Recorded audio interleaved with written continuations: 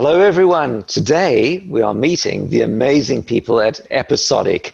So Episodic, well, let me hand over to Max, the CEO. So Max, tell us a little bit about Episodic, and then also tell us a little bit about the things you love from our Pitch Deck Clinic. Absolutely. How can we help? Absolutely. Thank you very much, Anthony. So hi, everyone. So I'm Max. I'm the CEO of Episodic, and the concept behind Episodic is really simple. It's basically trying to recreate what Netflix is doing today for TV series, but for books. So leveraging digital media like phone and apps to be able to provide serialized content on a subscription basis. So you can basically, super simple, have an app, access all of your favorite story on a weekly basis. So it's bite-sized. It's something you can access whenever you've got time on your phone, and you can read that, and you've got a minimal subscription fee to be able to get onto that. Okay. So yeah, so that's the very simple concept. All right, so tell us a bit more about, episodic or serialized content, because of course ebooks are not unknown. So is it about the length of the content, or you've got a new story every day? What's the differentiator from existing propositions? Absolutely. So the differentiator, there's actually two differentiators. The first one is the serialization aspect, as you mentioned. We're talking about 45 to 60-minute episodes that you can read. You can read whenever you have time, like when you commute on, or when you get a bit of free time, just to match our new lifestyle. And it's released on a weekly basis. So you get a new episode every Tuesday or every Thursday. And so you can follow that. I think that the real aspect behind that is the fact that it's on a digital platform, where we can also, bring a lot more than just simple words on paper. So you've got a forum next to that, so people can actually talk about the story, kind of do the little coffee machine chat that you would normally have around a TV series. We'll try to put it onto the app, because people don't necessarily do it on a book because it's just too big. We've got what we call the social layer, so that we have the readers that can really ask questions to the authors and be involved and talk about a character that they really love. And there's also the aspect about the subscription model. And I think for the world of literature, this is still quite new, right? It exists in every other type of entertainment, but in literature, I think Kindle Unlimited is just starting to do that. And I think it's particularly important to get that access to a full bookshelf, a full library of story that you can really get behind. So okay. those are the points. All right, so maybe we'd coin a new word, PAYR. It's like SaaS, but it's pay as you read. So PAYR. Okay, so if this is Pitch Deck Clinic, then I guess I'm the doctor. So what are the things that we can help with most between the deck, the business, the products, anything that, probably more focused on the deck, but over to you. Absolutely. So we're in that stage where we've done a lot of work in the background with our funding team. We've been spending about a year working on that part-time, keeping our daily job, because we can't really pay the bill with Episodic yet, but we really, really want to be in that position. And so we are confident that we have now a solid prototype and proven the concept behind Episodic, and we can go ahead and get some pre-seed funding to just scale up, and get that momentum going. And so we want to make sure that this is that transpire from the deck itself. Okay, so tell us a bit about what you've built so far and how many people you are, because that often shapes how we then go through the deck.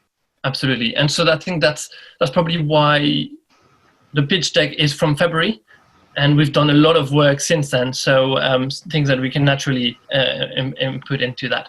But so we have a team of, there's 3 co-founders. So me as a CEO, we got a CMO and a CFO, as you would expect, right, for every company. But more importantly, we got people helping us on part-time basis to drive the operations of Episodic, if you want. So we have an editor in-house that is, in-house really. That's helping get the stories ready to the right qualities. We got a social media marketing manager who's helping on, posts on social media and putting the website together.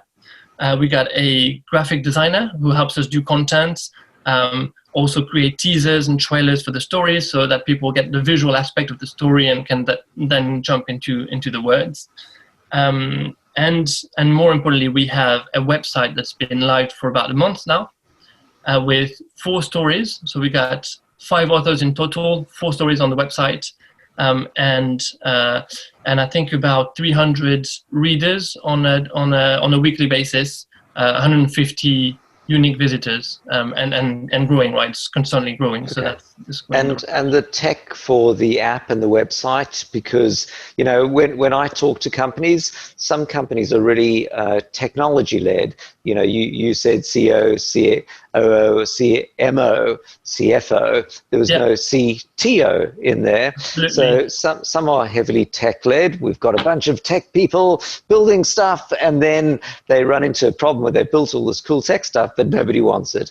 Others start off with, domain experts, in this case, content, but then maybe struggle when it comes to building it because they know all about the audience and the content, but not the product or technology. So are you outsourcing it? Are you hiring? What's the plan to get this productized? Yeah, absolutely. So when we started the company, we took we made the choice to be service-driven, content-driven, and not technology-driven because there's nothing particularly fancy with the technology behind that, and that's something you can easily outsource or build internally later down the line. But at least as a proof of concept, can be outsourced. And so we have a complete set of mock-up for the app done. We have the design done, but we now need funding to be able to get the app off the ground and do the development behind it, which is where we're starting. All right, so before we even look at the deck, then I think if I'm an investor, from what you've said, as an investor, you come into a company at different stages of its journey, and you're taking different size bets at different stages. So the first bet is, nothing's been built. There's a PowerPoint. There's an idea. There are a few delightful founders, and you jump in, and that's obviously a higher risk, and so the valuation's lower, and the amount that an investor will put in is lower. And then there is something maybe created, a prototype, there is some validation, maybe there is some technology and IP, and then later on there are users, and then later on there's revenue. So from what you've said, had you been really tech driven, you may have started by going, we've built this amazing app, I'm now looking for content. You've come from the other angle, which you said, we've got some content, we're validating it from our website with some number of users, and we've built very little, for that validation. On the tech side, which is great, we haven't wasted money building stuff, but of course at some point you're going to need to build things. Absolutely. And it may be the case, you said it's all about the content, but actually when you look at different apps, some of them win out because of the user interface, the proposition.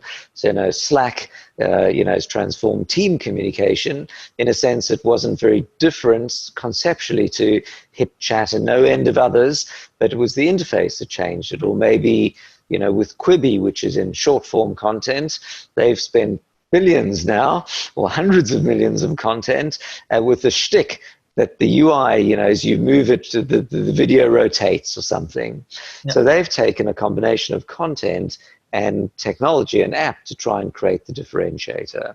So as we explore the deck, I think that 2 things I will be looking to tease out, which is at what point will investors want to see technology being built?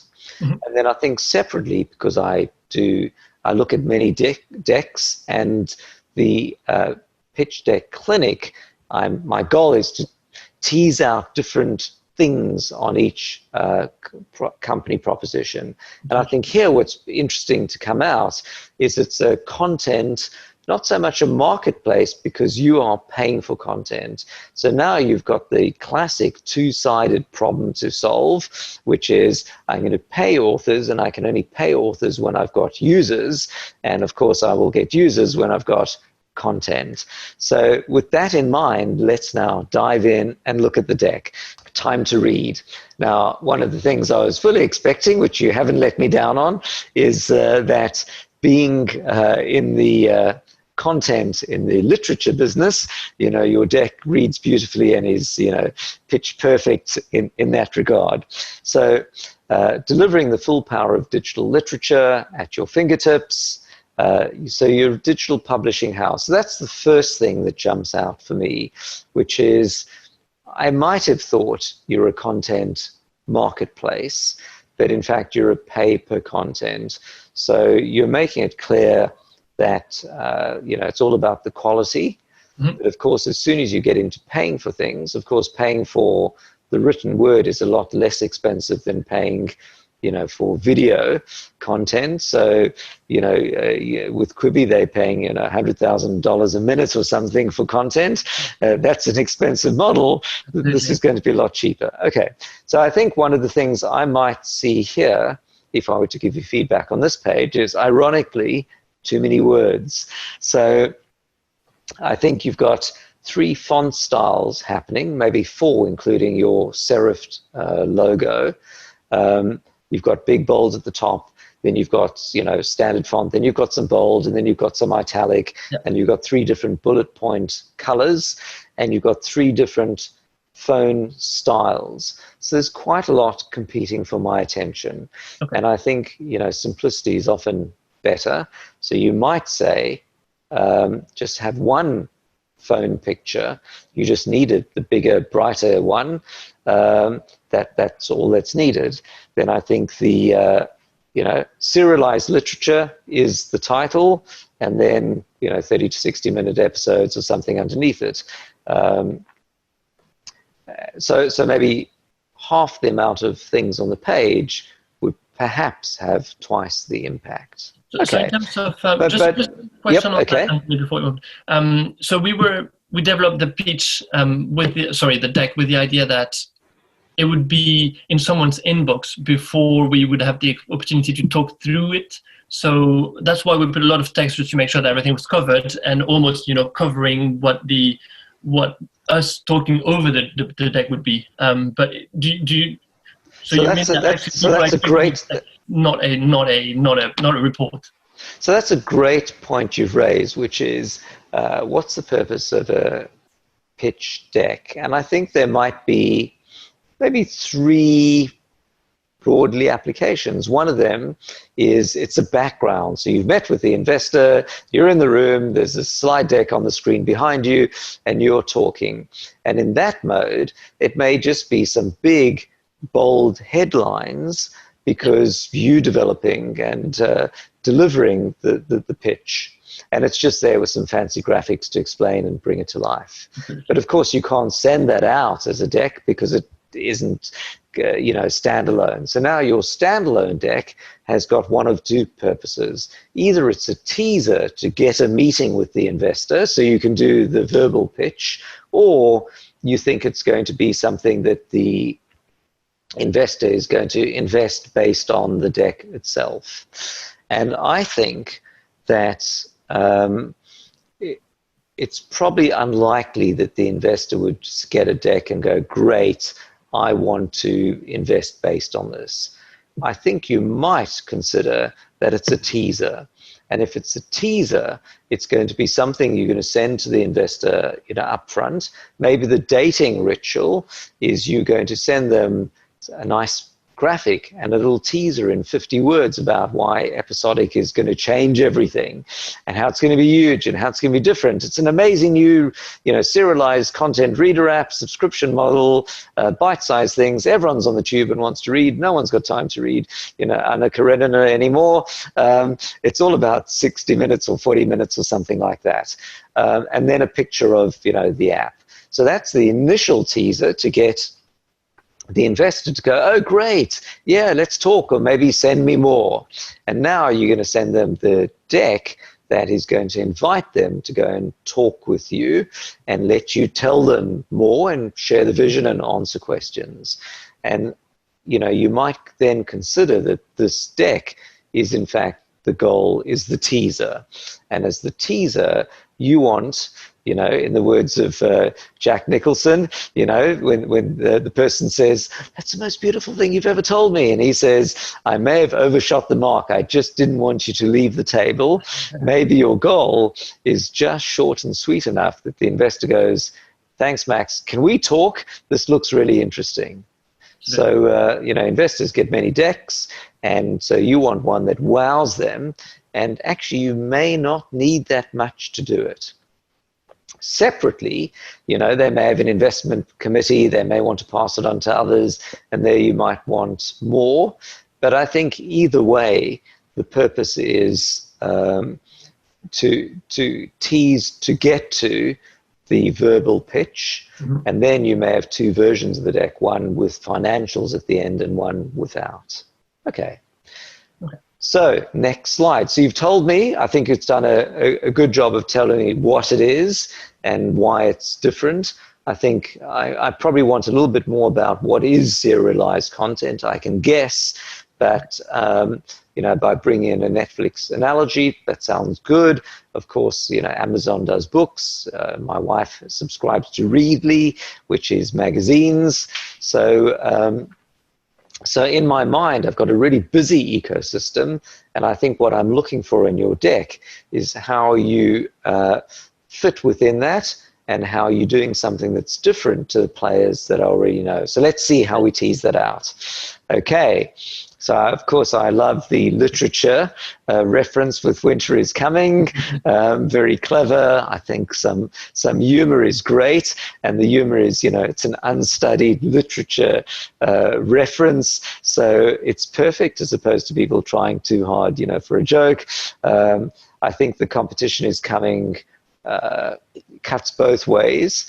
It also means if you're sitting around, then your business will get eaten. So for an investor, it means great, there's an opportunity now, but it also means that you need to run it like a military operation to get out there sooner. Okay, so trying to get the sense of urgency as well in terms of moving now. Exactly. So one minor thing, which is smartphones being the fastest growing segment, I think it might be useful because the first thing I read it as smartphones are growing, but like that's been there and done that for the last decade. I think it's smartphone reading is growing. Yeah, absolutely. Okay. So the next thing is, now's the time to transform the literature industry. So when I see companies pitching what they do, it to me jumps always into, are you showing a user proposition or are you trying to change the world? So in your mind, you've got strategic goals, you want to change the world, you want to transform an industry or be a player in a particular segment. But I think focusing on what the user wants is the better way to show, both for, of course, users and perhaps for investors as well. So transform the literature industry might be a noble goal, but on its own, it may not be a paying proposition. Yeah. So you might want to really focus throughout on how you're going to have a proposition that millions of users are going to want. And then as an outcome from that, it will change the industry. But I don't think the goal of changing the industry is the right one, because you may end up, railing against the machine or, getting many awards, but not getting many users. Okay, so you've now got on this deck, on the slide, you've combined two things, which is the market opportunity and the competition. And I'm wondering if you've tried to put too much onto one slide. You've got, some things at the bottom, which are, you showed how much they raised, which is quite clever. They're obviously, because they've raised, 6 mil and 3 mil, it's not like 300 mil or 3 billion. They're a fairly early stage. So that reinforces that this is a nascent industry, or at least the competition you've identified is, as opposed to, you know, the Readleys or the Amazons. Okay, so now jumping to the next screen, which is, we jump right back onto the market is coming and we need to move fast. So I love the literature reference. You get it. It's a nice bit of humor that doesn't strain things. I think on the screen, one of the things is you're combining two separate things. You've got your market aspiration and you've got your competition. And that makes everything a bit busy. And I think you might be better off taking the competition and moving it to a separate slide. So this one has the room to breathe. You're going to transform the industry. You're going to grow things. And the next one is now who's already doing this in the space. Absolutely. The second thing is on the screen, you're showing the market opportunity for users. I would suggest talking about how it's about readership on smartphones growing rather than smartphones growing, just to make that super clear. Yeah, and I think also you're saying you're looking to disrupt or change an industry. But I think changing the industry is the outcome of creating a great user proposition. So in a founder's mind, they're always looking to change the world, but you might be better off just for the purpose of the deck and on the website and for users, showing how you're going to give them a better experience. And then incidentally, it will change the world, because otherwise one can often start getting focused on the wrong things rather than just creating the great user proposition. So, you know, showing the huge growth, particularly in China, and assume, you know, in UK, US, and Europe and elsewhere, it would look to match and maybe be a following piece that shows, I think, probably more powerfully than any other slide in the deck, the opportunity that exists here. So when it comes now to the next slide, which I think the competition should be on, you've shown here, you know, two companies where you've showed, well, actually 4 companies that both have fairly modest Twitter follow counts. It's not like 1 million, it's a few thousand, and 2 of them have raised fairly modest amounts, not 300 million, but 3 million. So you're showing some really early stage companies. As an investor, I would be asking about where Amazon sits in, where Readly sits in, and others. Mm-hmm. But I think separately, by just showing 4 competitors without showing how you're different to them, you lead me to, as an investor, go, oh, wait, there are already these companies here. Where do you fit in? So I think when you put these on a separate slide, you also have the possibility of putting a quadrant or showing between paid content and user-generated, or free and expensive, or, you know, something where you stand out compared to the others. You know, and that's what we've tried to do in the little text, but I think it's too small and it doesn't really jump out exactly what you said. So it could really get onto your next slide and have a proper place. Okay. So that adds another point. So that adds to an additional slide. How many slides in total can we really go through? Because Great question. I think, you know, maybe something like 20 after that, you know, people start getting bored or wondering where the end is. But I think, you know, importantly, just like Episodic, it's all about telling a good story. And a story has got a beginning, a middle, and an end. It's a drama, and you want to take people through, you know, establish the plot, and then, you know, there shouldn't be bad drama bits, but maybe that's the competition page. And then at the end, you know, there's a happy ending, which is why we've established why the investors bought in. You show them what you're raising and, you know, establish why they would want to be part of that journey and what the cost of that is. And broadly, you know, 20 to 25 pages might be right. You may find that as a teaser, you know, 7 pages is right. I think yours is probably on the slightly shorter side. In other words, there's nothing wrong with that, but it's okay to add a few more slides. Okay, so now this slide is a bit busy. You've got quite a few things happening. And I think, as a founder, and I've been there and done this enough times myself, you've got a lot of stuff you want to get into your deck. And so it all makes sense to you. And then when you see it through someone else's eyes, you go, oh my goodness, there's like way too much stuff happening here. So firstly, you've got, a mention of fantasy, but also oyster. It's like you've thrown me off with the word oyster. It was a fun reference, but it's like I'm already thinking oysters. Where does that come in? Then you've got, you say our mission is simple and our goal is clear. But then you've got 4 goals, and then you've got a tag cloud, and then you say it's a wide range of things. Mm-hmm. So what I think you're trying to do is you're trying to say we're going to start simple and then grow. We're going to be focused on fantasy first and then get into other segments. So how might you have done this in a different way? And I think because you've got essentially 4 different zones vying for my attention, maybe you could have changed this into a timeline, 2020, 21, 22, or whatever it might be. And then you've got 2020, start simple, fantasy. And this will be a curve, because all curves need to go upwards, whether it be a straight line or some exponential thing, showing what happens now and then what comes later and what comes later. And of course, that's got, by showing it in a timeline, you've got a few advantages. Number one, you're showing me as an investor what my money is buying versus maybe what your next round is buying. 2, you get the chance to show it as a growing proposition.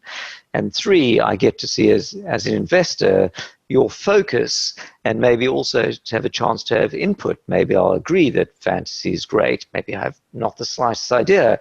Maybe as the investor, if I'm in the literature or literary space myself, I may go and say, hey, Max, did you know there's a new upcoming trend of COVID literature that's coming out?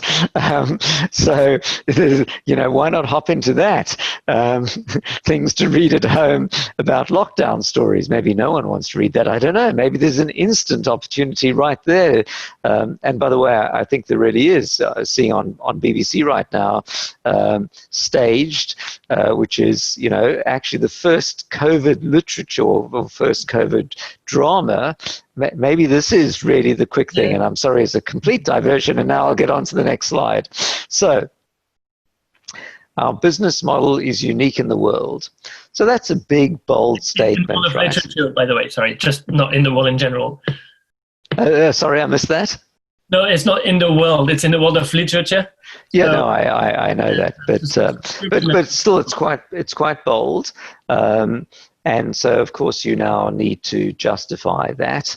So I think the slide, I think, is perhaps also covering maybe 3 different things.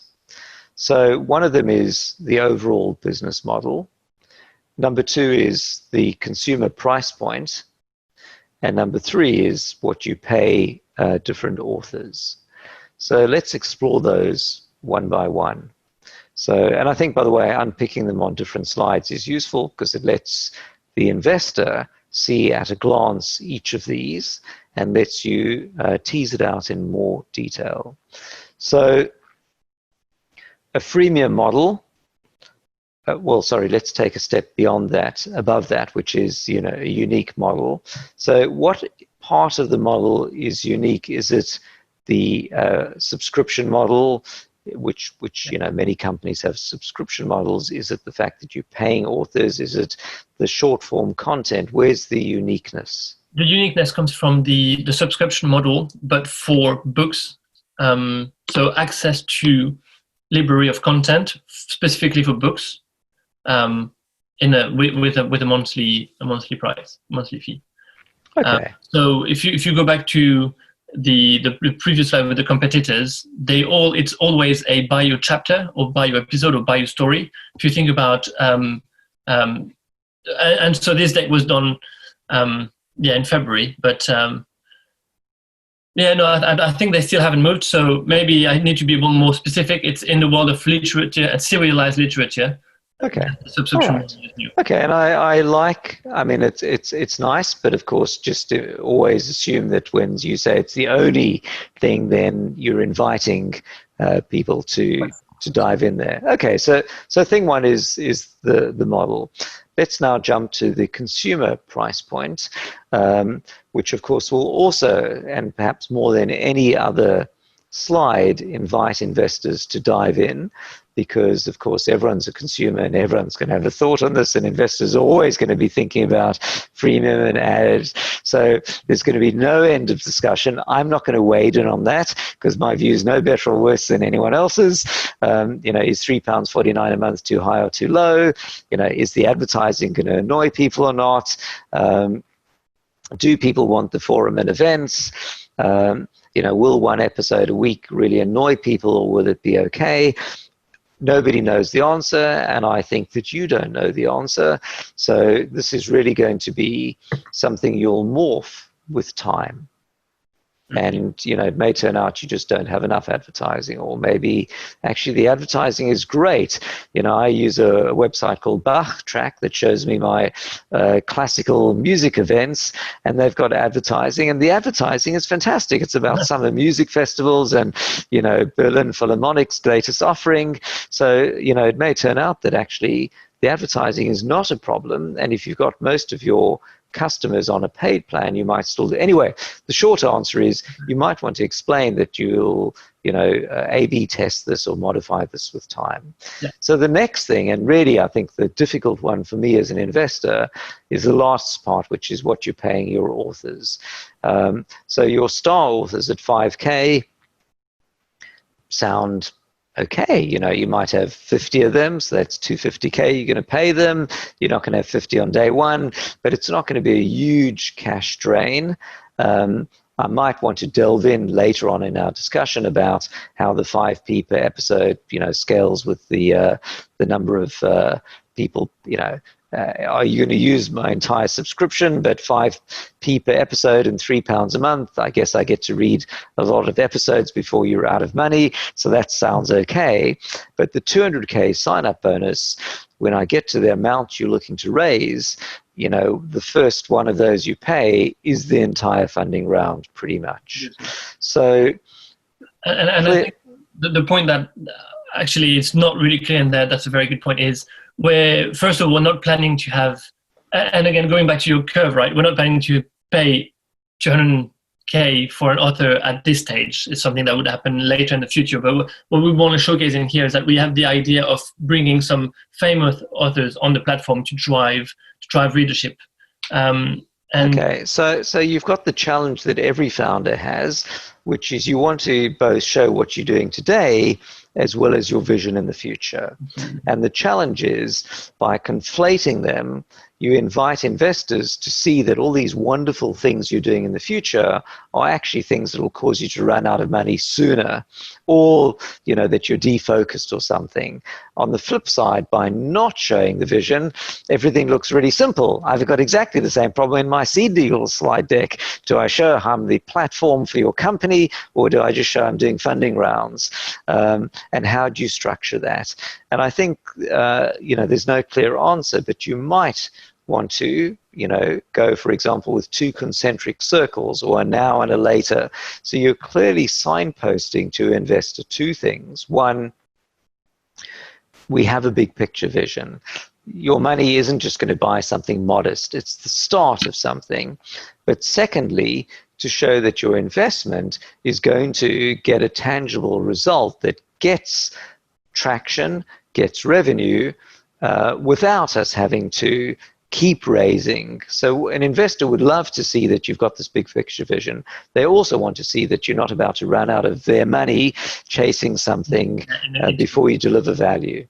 So of course, if you can get JK Rowling on the platform, awesome, you're made. But how can you show that? And of course, with JK Rowling, for example, 200K may not be enough. It may be equity. It may be something else. So so I think the 200K, to me, might add more questions than answers. And you might then show that you've got a diamond program that you'll do a deal with authors later on, but you may not put a number on it because the number is too high for some, too low for others, and maybe in the wrong form, as in cash versus equity for others. Yeah, no, absolutely. And so going back to, because those are kind of the underlying assumption that we're taking at this stage to prove our business model, right, and our concept. And we know that with our expectations in terms of readership and how much like diamond authors can bring onto the platform, we know that this is okay financially and we can make it work. And kind of that's why we're putting it in there. But do you think it raises too many questions? It's probably better to have that in our back pocket. I think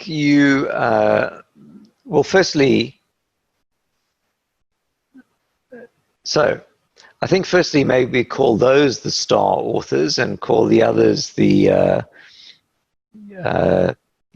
trending authors or whatever it might be, or something like that.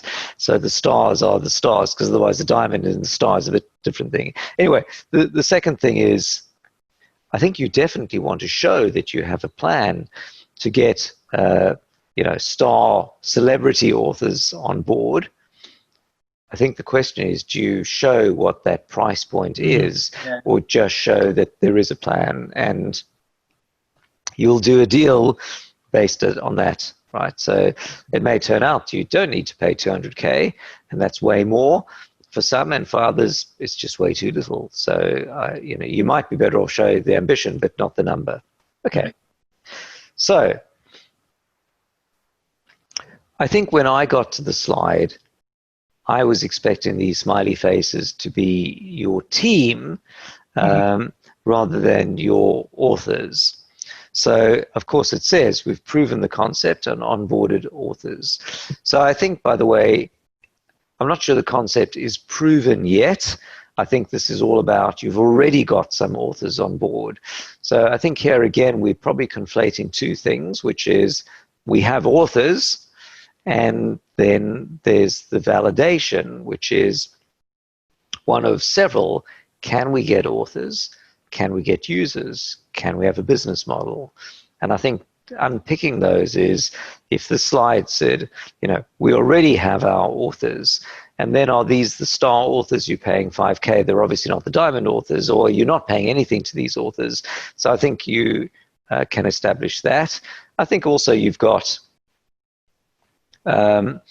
too many words here. And I think also maybe you're missing opportunity to show from the author's perspective what's in it for them. So imagine that you had one page just for Brandy. So there's Brandy. Brandy's an author, has published these books, now looking to do something different, wants to explore a new genre, or hasn't got the last book published, or now locked down at home, would love to write some episodic content. So I think if you can explore something about the author, this will bring it to life and show why other authors like that might come to your platform. Absolutely. And be a lot of fun as well. So bring it to life for the author would be awesome, particularly since you now are creating this two-sided platform with authors as well.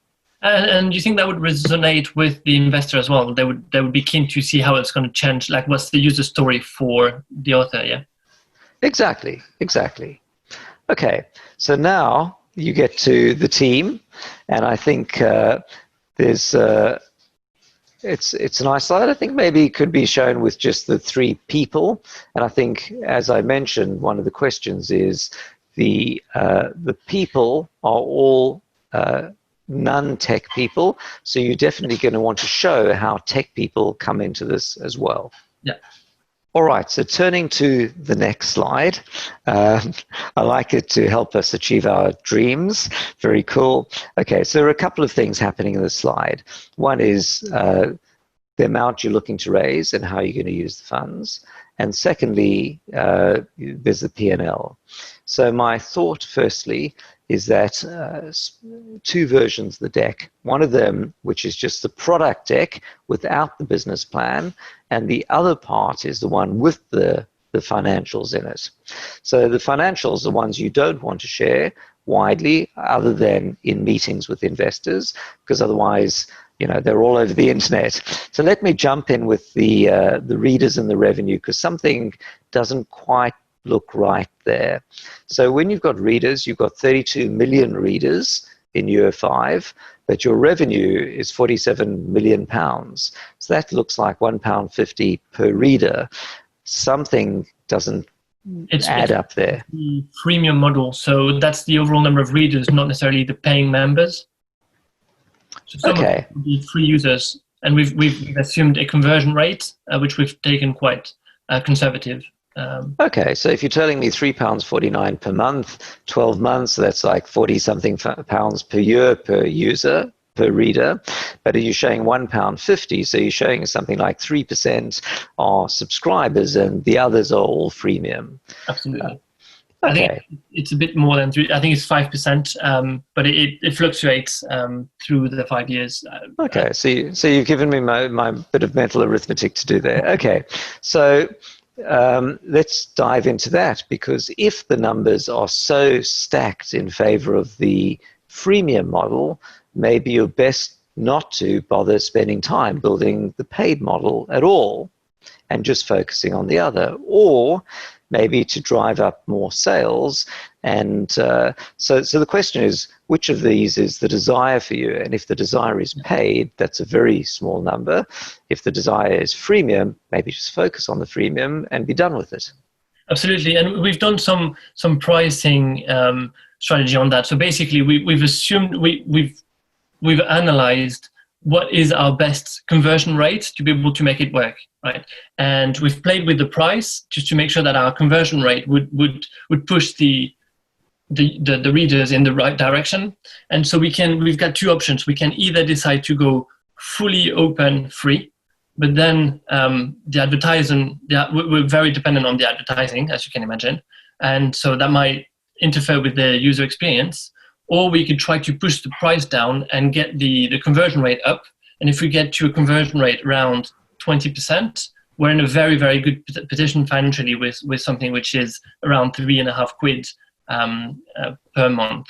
Okay. The other aspect as well is we prefer to have it for a price, as a premium version, because it generates the idea of quality content.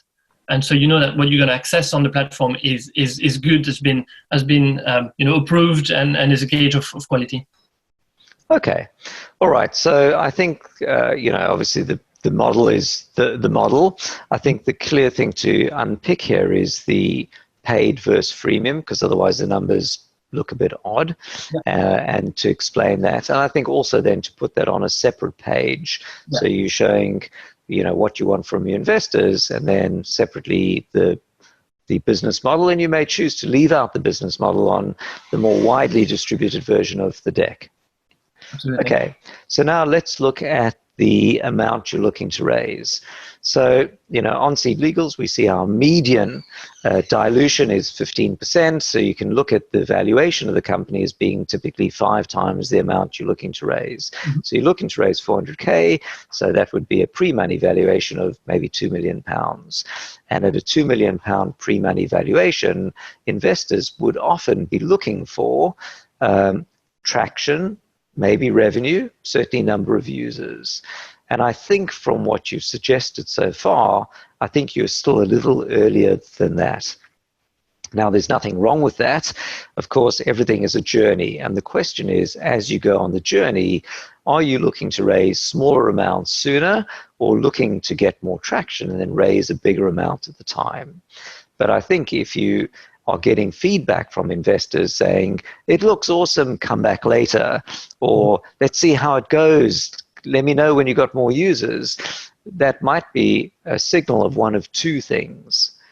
One, you're looking to raise too much a little too soon, or 2, investors aren't really buying into the concept. Sometimes the concept is a difficult one to buy into. Everyone's going to switch to blockchain-enabled something. Sometimes the concept is pretty easy to buy in. I think I would delightfully buy into the concept of this, and that there's a huge market. The question then is, what's the right amount to raise based on the traction level?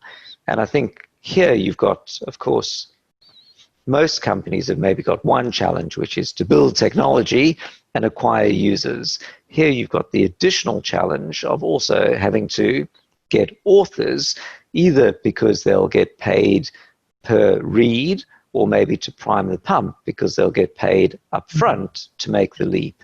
So you may need less on technology, but may need more for content.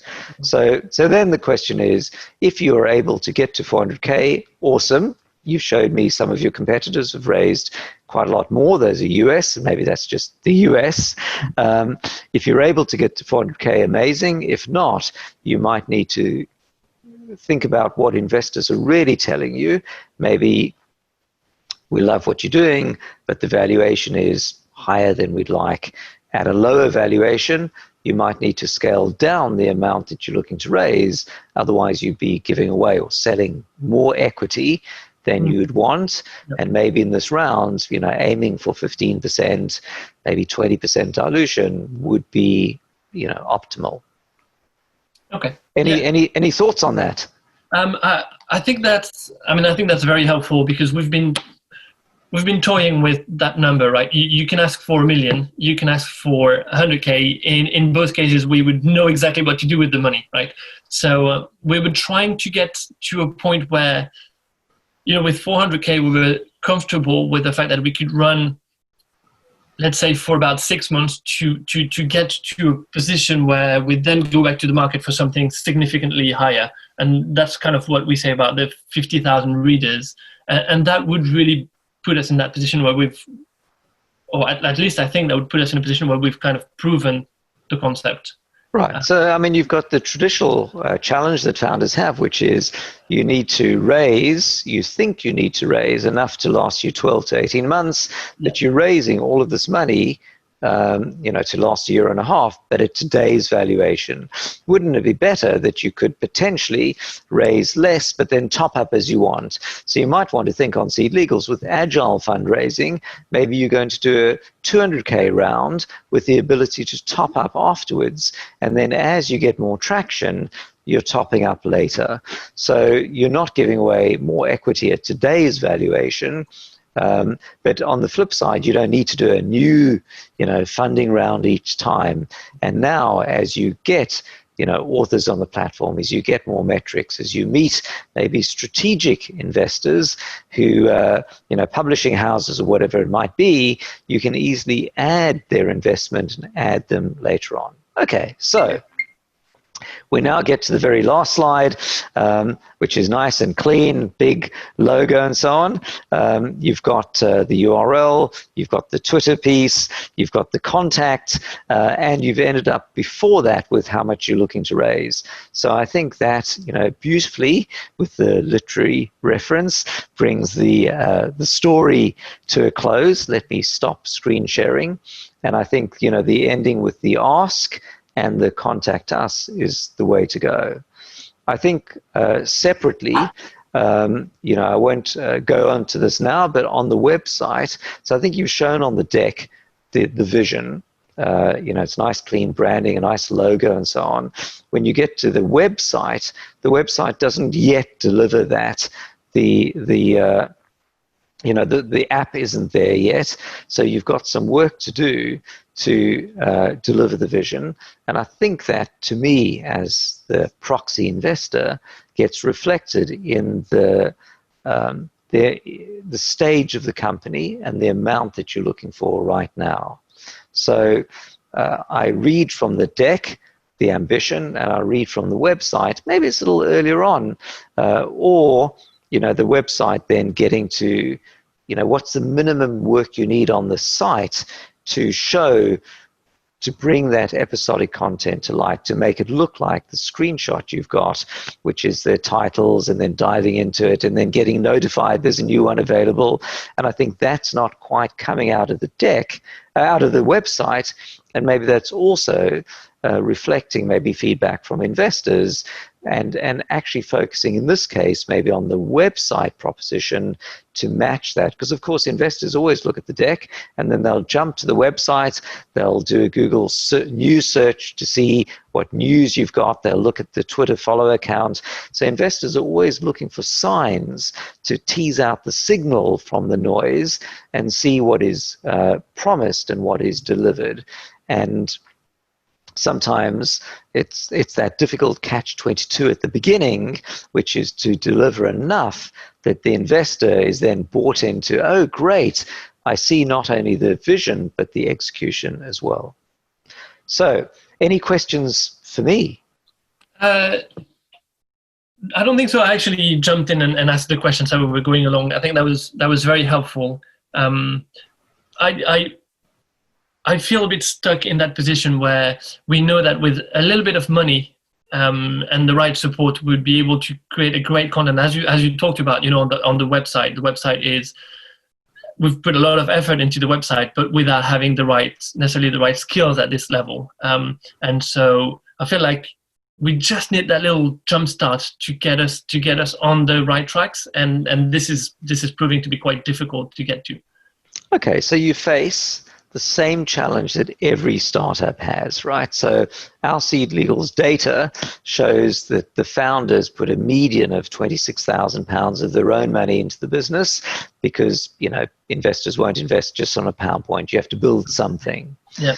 And then, every stage is going to be raising more based on achieving milestones and showing traction. And a PowerPoint itself, yeah, great, ideas are cheap, execution is expensive. And then you're going to show something built, and then you're going to show some users. And so matching your ask with that level so far is where you've got that sort of the connection. And if one of them's in balance, you're asking too much too early on, then you've got the traditional, hey, I love what you're doing, come back later. So if it's the case that, I guess what you now need to do, and viewers of Pitch Deck Clinic, which is understand the coded feedback from your investor. They might be saying, love what you're doing, come back later. Is that feedback for the code means we don't buy into this at all. We don't think it's going to work, but hey, if it works, give us a call. Or we're not sure about the founding team. We're not sure you guys have got it together, but if you survive the next year, then come back. Or it might mean we like the vision, but we're not sure you can build it. When you have built it, come back. Now, I'm not saying, by the way, any of these apply to you, but as a general thing. So, investors, and by the way, investors in general, I think it's impossible to tell when looking at a deck what really is going to work and what's not. So you're always trying to pick up these little bits of signals from the noise. Can the founders, operate together? Do they have the vision? Can they deliver the vision? Do we buy into the idea, but it's not really that idea, but you know what? The founders are super smart, so they'll figure it out.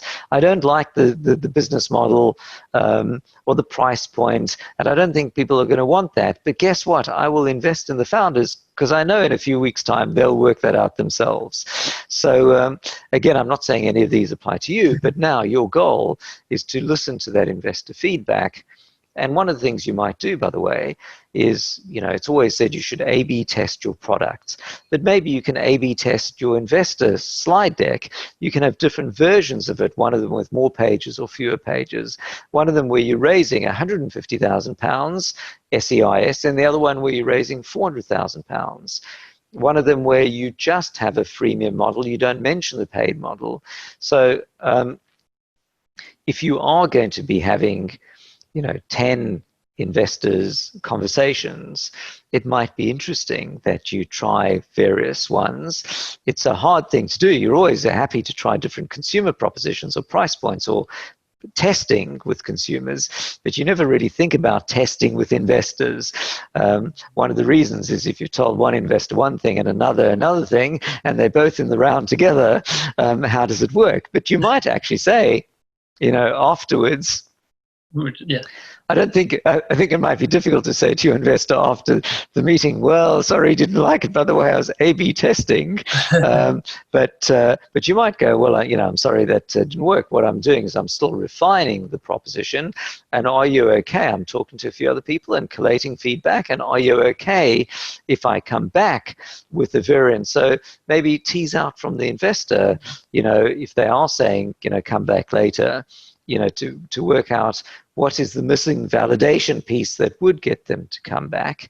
And sometimes investors know the answer, but kind of out of politeness don't want to tell you. And sometimes they really just don't know themselves. The sort of gut feel was, well, I'm not quite sure about this, but they can't quite put their finger on it. Or it's actually just too much work because they got 50 decks coming along. It's like, yeah, no, I'll go with that one. And how is it going to be the one that either you, as Jack Nicholson said, just enough to have him not hit delete and get to the next step, or the one that jumps out. And the one that jumps out might be a mixture of the business plan, the graphics, the founders, something that stands out above the others. And, for you, if the founders, have all got multi-million-dollar exits, then focus on that. If it's the idea, focus on that. If it's the technology, and so focus on one of them to jump out above the others. Okay. All right. Thank you. That was awesome. Thank you very much. And so anyone who's interested in literature, in episodic and serialized reading, please contact Max, and he'd love to tell you more.